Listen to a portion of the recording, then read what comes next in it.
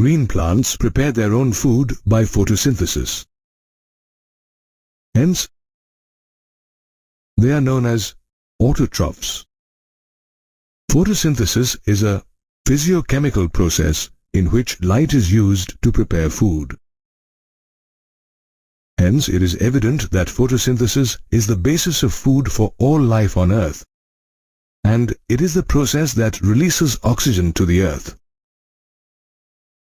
We already know that chlorophyll, light, carbon dioxide and water are necessary for photosynthesis. Let us look at a few experiments that unraveled the secret of photosynthesis. Joseph Priestley, who discovered oxygen, identified the role of air in the growth of green plants. He used a bell jar and a candle in his experiment. He lit the candle and covered it with the bell jar. After some time, he observed that the candle got extinguished. He then performed a similar experiment using a mouse and a candle, and observed that after some time, the mouse suffocated to death. Priestley repeated the experiment, but this time, he also placed a mint plant along with the mouse inside the bell jar. This time he observed that the mouse stayed alive and the candle burned long after he expected it to. So he concluded that the plant was able to replace the air that the mouse and candles had used up. Another scientist, Jan Ingenhousz, used the same setup as Priestley to understand the importance of sunlight to plants. He conducted the same experiment in the dark and in sunlight. He also performed this experiment with aquatic plants in bright sunlight, and noticed that the small bubbles released by the green parts of the plant were oxygen. He demonstrated that only plants can release oxygen. Grana is a membranous structure responsible for trapping sunlight and involved in the production of ATP and NADPH.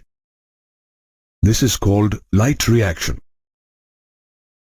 In the stroma, enzymatic reactions incorporating CO2 take place, leading to the production of sugar molecules. This reaction doesn't require light, but depends on the products of light reaction, ATP and NADP, and hence is called dark reaction. Leaves come in many shades of green. This indicates that there are many pigments in a leaf. A chromatographical analysis of green leaves shows that these different colors are due to 4 pigments: chlorophyll A, chlorophyll B, xanthophylls, and carotenoids. Chlorophyll A appears as bright green or blue-green in the chromatogram, whereas chlorophyll B as yellow-green, xanthophylls as yellow, and carotenoids as yellow to yellow-orange. All these pigments are involved in photosynthesis. Each pigment has the capability to absorb light at different wavelengths. If we create a graph with wavelength on the x-axis and absorption on the y-axis, it shows that the capacity to absorb chlorophyll is between 400 and 700 nanometers, which is the visible light spectrum. The action spectrum of photosynthesis shows that maximum photosynthesis occurs in the blue and red regions of the spectrum. We find it is close to the wavelength of chlorophyll A. We can conclude that chlorophyll A is the chief pigment involved in photosynthesis. This shows that the accessory pigments chlorophyll B, carotenoids, and xanthophylls also trap energy, but they transfer it to chlorophyll A. This helps the plant to utilize a wider range of wavelengths from the incident light and also protects chlorophyll A from photooxidation. Julius von Sachs, in 1854, showed that glucose was formed when plants grow. He also found that the green substance, chlorophyll, is stored in special cells of the plant. He also proved that these green parts are the factories that produce glucose. and it is stored as starch. T.W. Engelmann illuminated green algae cladophora with a spectrum of light using a prism. He placed the cladophora in a suspension of bacteria to pinpoint the sites that produce oxygen. The bacteria accumulated mainly in the areas of blue and red light. The first spectrum of photosynthesis was thus produced.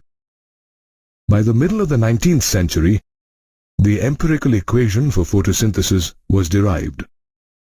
Cornelius van Niel found that photosynthesis is a light-dependent reaction in which a hydrogen atom reduces carbon dioxide to form carbohydrates. He also inferred that H2O is the hydrogen donor which is oxidized to O2. He came to this conclusion when his experiments with sulfur bacteria released sulfur instead of O2.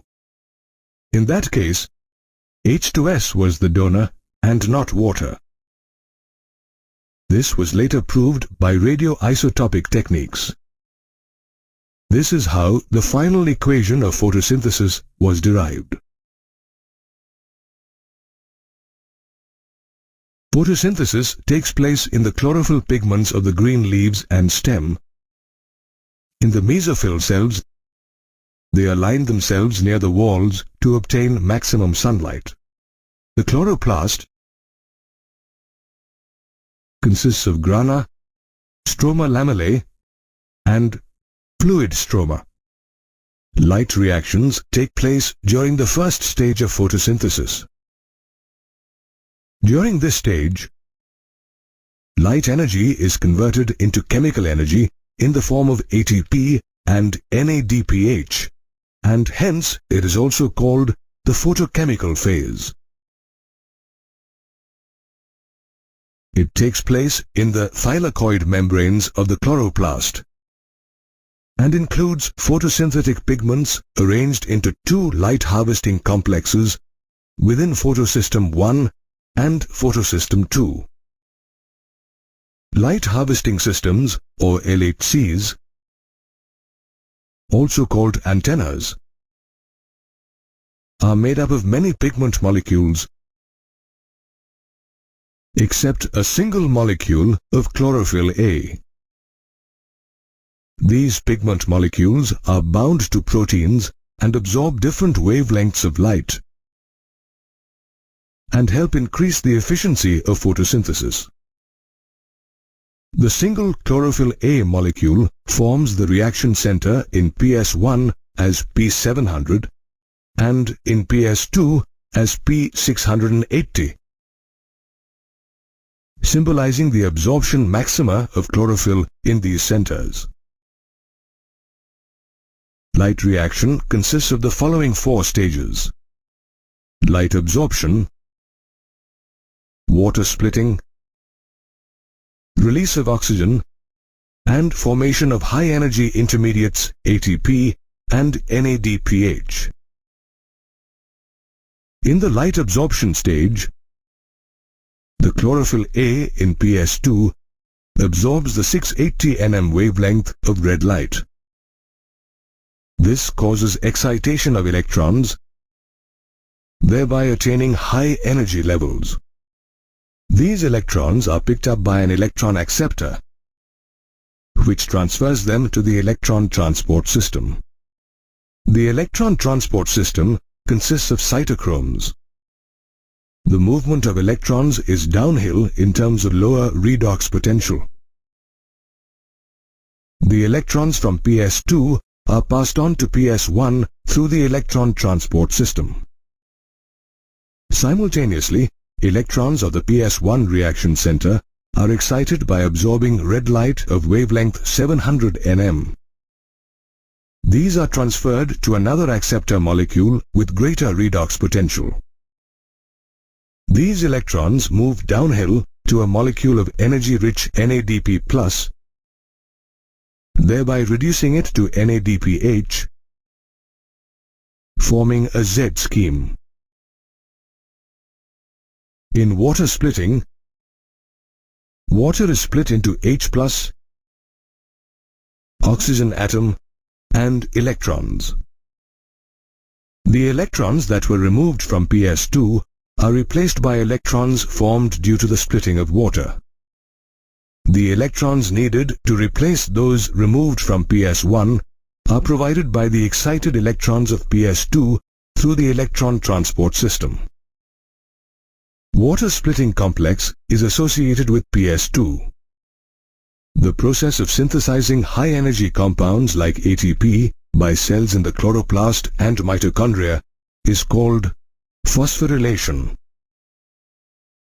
In non-cyclic photo, phosphorylation PS2 and PS1 work in series. These two photosystems are connected through the electron transport chain. ATP and NADPH+ are synthesized in this electron flow.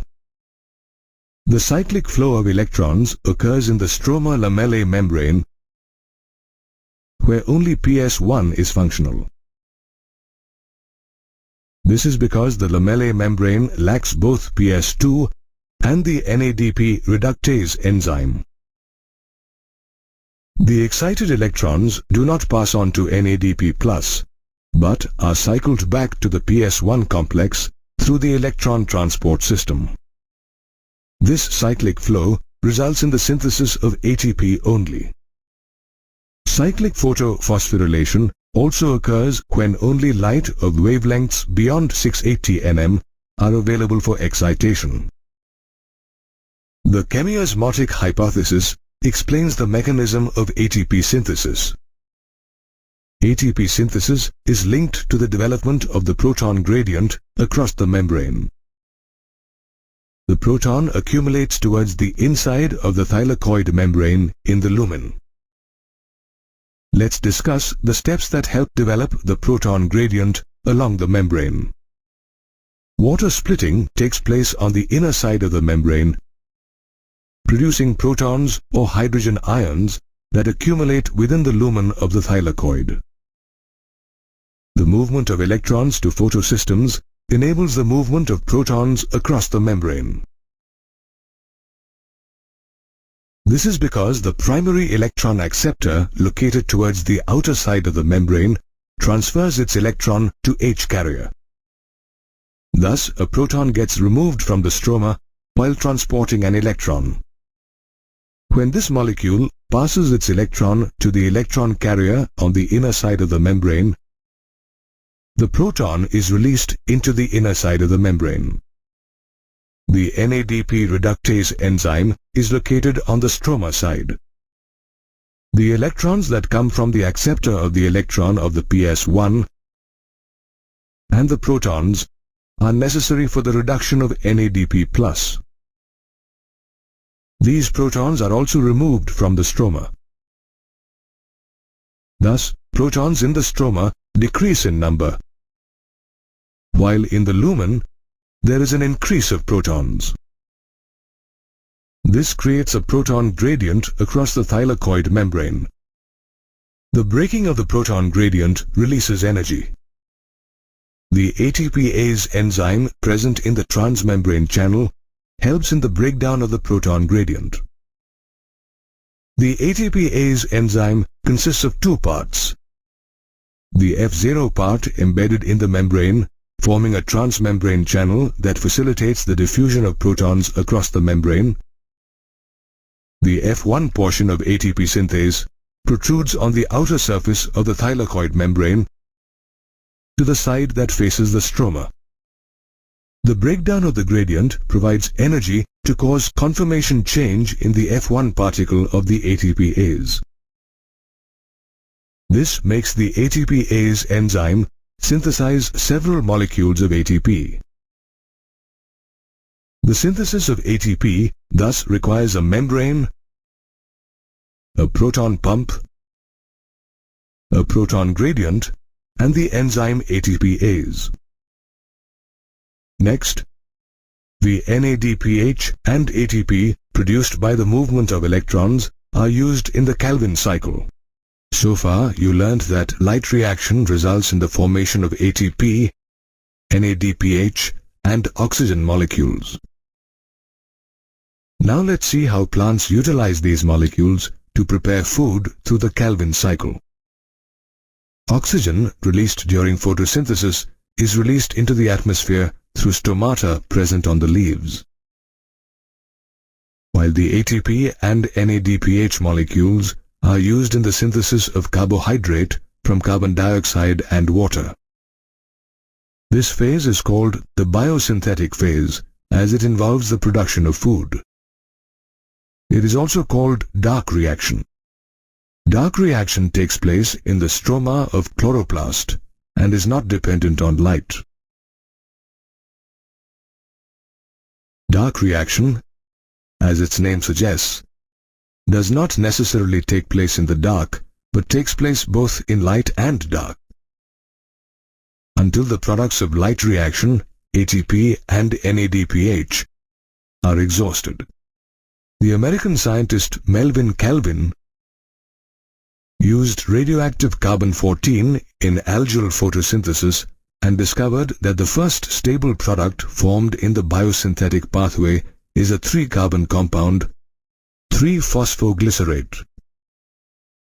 However, only some plants showed 3-phosphoglycerate as the first product of carbon fixation, while others showed the formation of a 4-carbon organic acid, oxaloacetic acid.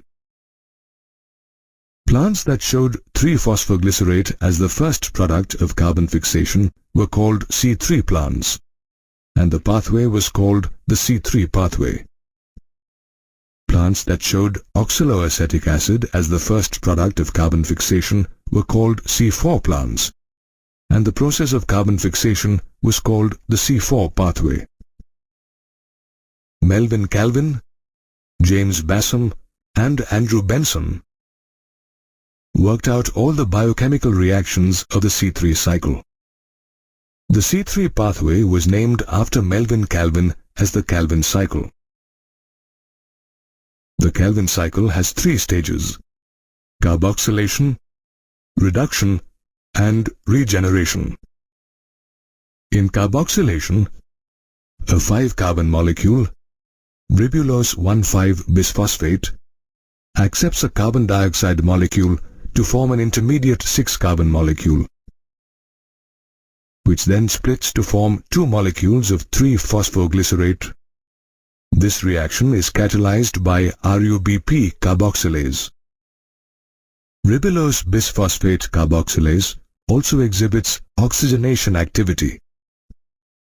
Hence, it is called ribulose bisphosphate carboxylase oxygenase, or simply Rubisco. This phase is called carboxylation because a carbon dioxide molecule is added. In the reduction stage, a series of reactions leads to the formation of triose phosphates, which act as precursors to glucose and other sugars. At first, 2 molecules of 3-phosphoglycerate is phosphorylated to 2 molecules of 1,3-bisphosphoglycerate by utilizing 2 molecules of ATP in the presence of the enzyme phosphoglycerate kinase. Second, the enzyme glyceraldehyde 3-phosphate dehydrogenase reduces 2 molecules of 1,3-bisphosphoglycerate to 2 molecules of glyceraldehyde 3-phosphate.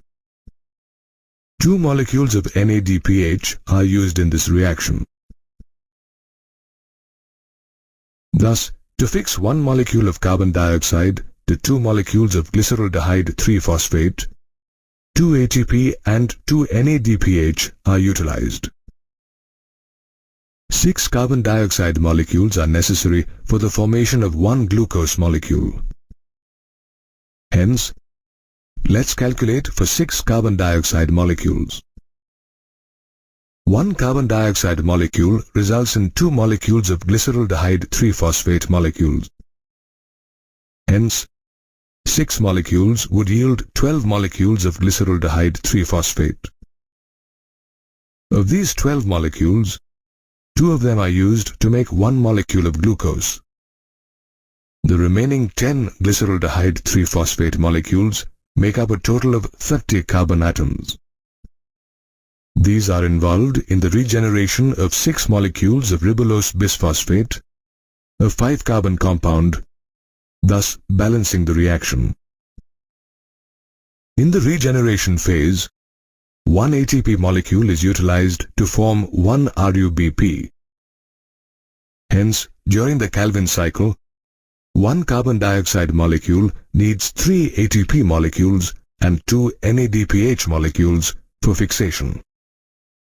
Therefore, the net utilization of energy for the formation of 1 glucose molecule would be 18 ATP and 12 NADPH molecules. So far, you have learnt about the Calvin cycle in C3 plants, where 3-PGA is the first product of carboxylation. Let's now study carbon fixation in plants that have the first product of the Calvin cycle as a 4-carbon compound.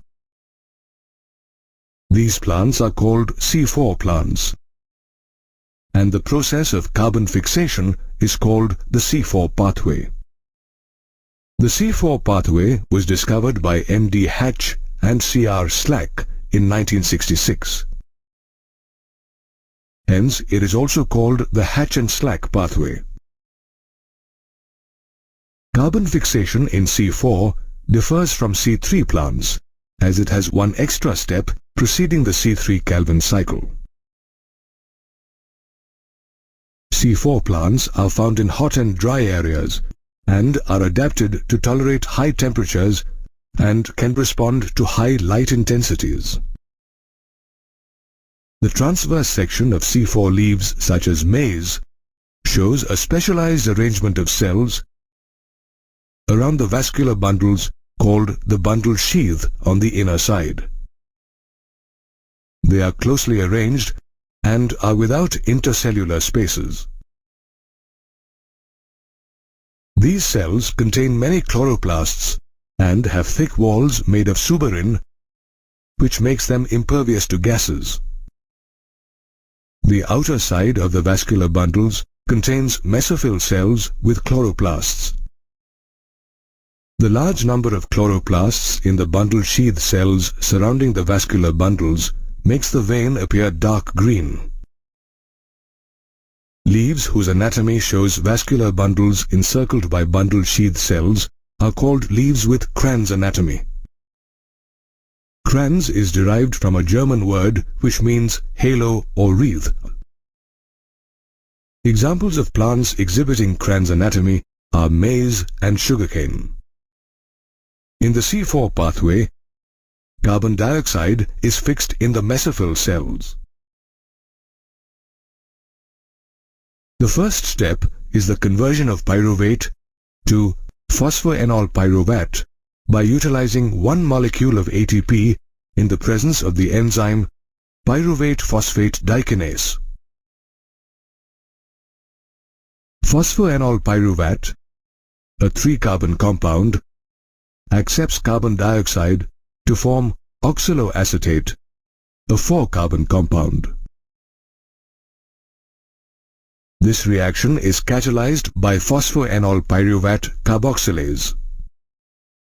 This enzyme ensures carboxylation even at low concentrations of carbon dioxide because of its greater affinity towards carbon dioxide compared to rubisco. Rubisco is absent in the mesophyll cells of C4 plants. Oxaloacetate is quickly converted to either malate or aspartate and is transported to the bundle sheath cells through plasmodesmata, where it is decarboxylated back to pyruvate. Decarboxylation results in the release of a carbon dioxide molecule. Pyruvate is transported back to the mesophyll cells through plasmodesmata and is phosphorylated to phosphoenol pyruvate. Then the cycle of carboxylation is reinitiated. The released carbon dioxide is fixed in bundle sheath cells, which are rich in rubisco, through the Calvin or C3 cycle. Thus we find that C4 plants undergo carboxylation twice, that is, in mesophyll through the C4 cycle and in bundle sheath cells via the Calvin cycle. In C4 plants, the C4 and C3 pathways are separated in space as they occur in different cells, that is, mesophyll cells and bundle sheath cells. As per energy requirements, the C4 pathway is a little expensive compared to the C3 pathway. This is because the C4 pathway consumes 2 ATP molecules for every carbon dioxide molecule fixed.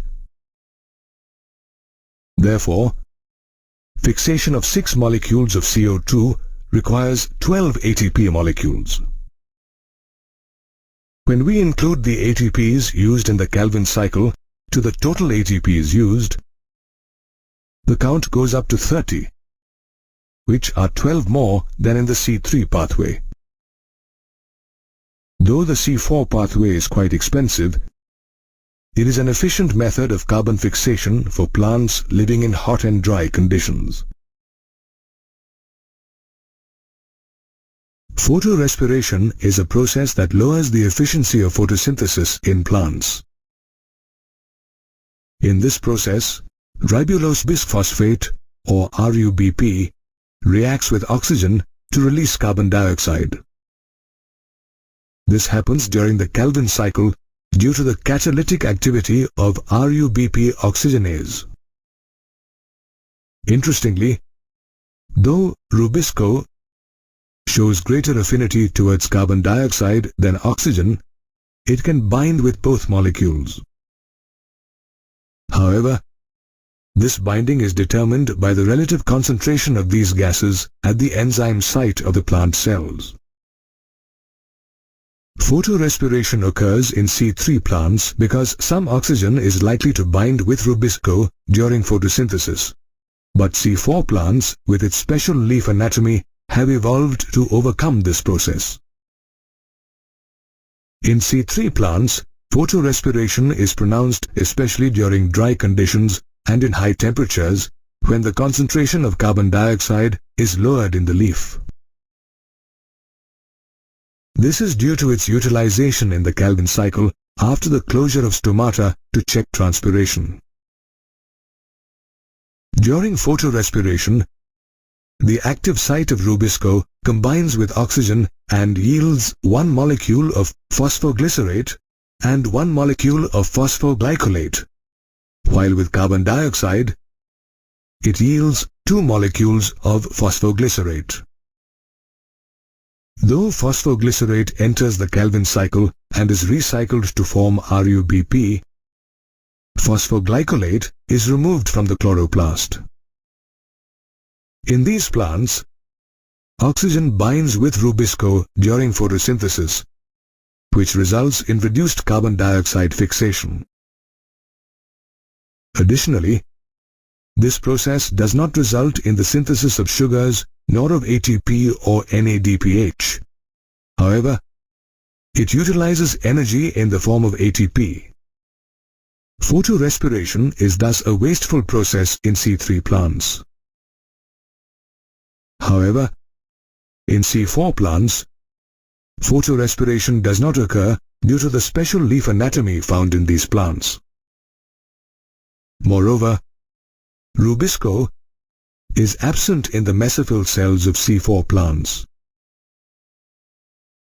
However, they have an efficient enzyme in the mesophyll cells called PEP carboxylase, which catalyzes the carboxylation reaction. In this reaction, pyruvate accepts the carbon dioxide molecule and forms 4-carbon acid. The 4-carbon acid is carried to the bundle sheath cells to release carbon dioxide, where it enters the Calvin cycle. The thick walls of the bundle sheath cells, being impervious to gaseous exchange, also aid in maximizing the concentration of carbon dioxide near Rubisco. Therefore, the oxygenase activity of Rubisco is minimized or barely present. As the C4 plants succeed in bypassing the photorespiratory pathway, photosynthesis proves to be more productive, which ultimately increases their yield. The yield of a plant is determined by photosynthesis, a physiochemical process influenced by several internal and external factors. Internal factors, also known as plant factors, are determined by the plant's genetic makeup and its growth. Factors such as the number, size, age, and orientation of the leaves, mesophyll cells, chloroplasts, internal CO2 concentration, and the amount of chlorophyll are the internal factors that affect photosynthesis. External factors, on the other hand, include the availability of sunlight, light intensity, incident light, temperature, carbon dioxide concentration, and water. Initially, scientists assumed that only an increase in CO2 absorption by the leaves during photosynthesis increased the rate of assimilation, leading to increased plant growth. This opinion underwent a change when experiments conducted by Frederick Blackman showed that photosynthesis is affected by other external factors as well.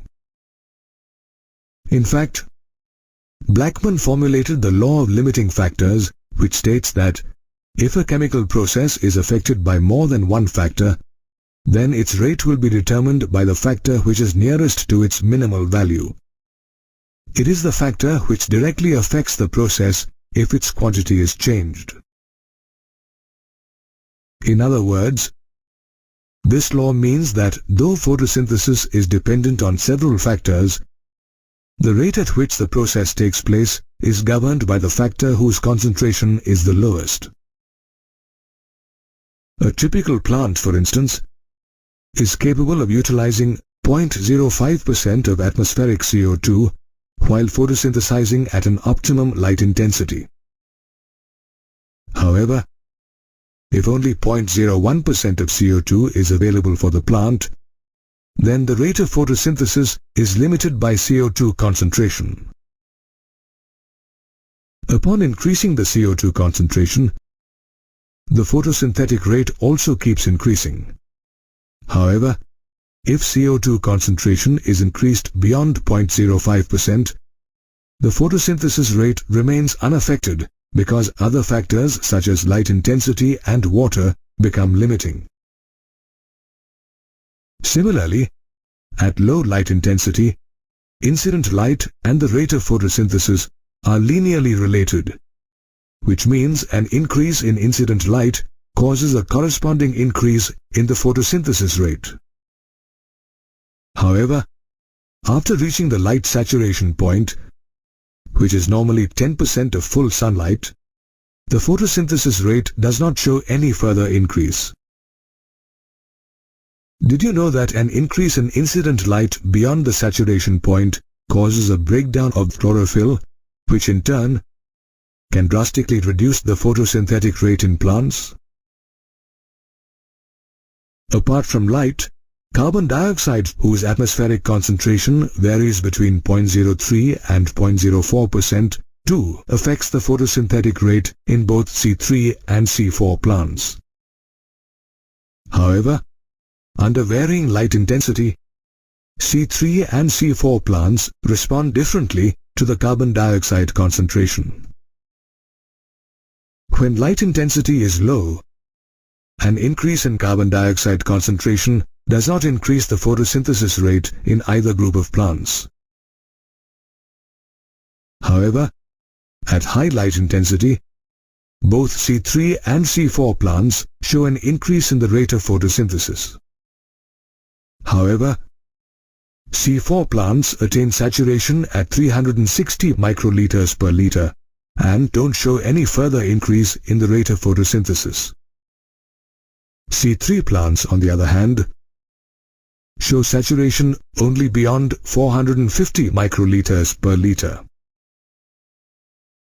The difference in saturation points means that the current atmospheric CO2 concentration becomes a limiting factor only for C4 plants. This fact is utilized by large-scale farmers who grow crops such as tomatoes in a greenhouse, where the carbon dioxide-rich atmosphere helps increase the crop yield. Apart from light and CO2 concentration, the rate of photosynthesis is also affected by temperature. In fact, temperature has a major influence on light and dark reactions. Temperature also affects C3 and C4 plants. When C4 plants, whose optimum temperature is 35 degrees Celsius, are subjected to higher temperatures, they register a greater increase in the rate of photosynthesis than their C3 counterparts, whose optimum temperature is 25 degrees Celsius. Similarly, the rate of photosynthesis of tropical plants remains unaffected by higher temperatures, whereas an increase in temperature causes a decrease in the photosynthetic rate of temperate plants, as they have a lower optimum temperature than tropical plants. Water is another factor that affects the photosynthetic rate of a plant. However, water is an indirect factor, as it affects the plant rather than photosynthesis itself. Water stress caused by lack of sufficient water forces the stomata to close, which automatically means less carbon dioxide for plants. Moreover, water stress causes the leaves to wilt, which reduces their surface area and affects photosynthesis. It is thus important that water and all the other factors are available at optimum levels, as this will ensure a healthy rate of photosynthesis, which in turn will increase plant yield.